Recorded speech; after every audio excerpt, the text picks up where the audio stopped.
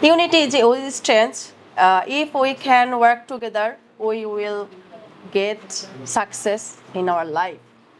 So, this is Nazmin Akhtar in front of you. Hello, assalamu alaikum. How are you all? Hope you all are fit and fine. My batch number 70 and my ID number 630. So, today's my topic is problems of Bangladesh. So, let's get started. First of all, Bangladesh is my motherland. Bangladesh is my own country. So, I always love my country. I know Bangladesh has a lots of many problems. I think it doesn't matter because Bangladesh is my own country. So, I always love my country. And first of all, come to the problems in Bangladesh. First problems, traffic jam, environment problem, populations problem, and load shedding, etc. Lots of many problems in our country.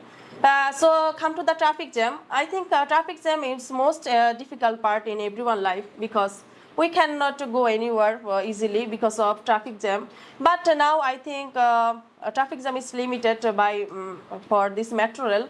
So I always come here by metro rail because of my hometown Sunagan Naranganj. It's very difficult for this coming, but I always every day come here by metro rail. Next come to the populations problems. I think Bangladesh is a small country, but there are lots of people together stay. That's why we face this populations problem. And minimum 16 crores 98 lakhs people together stay there. That's why these problems.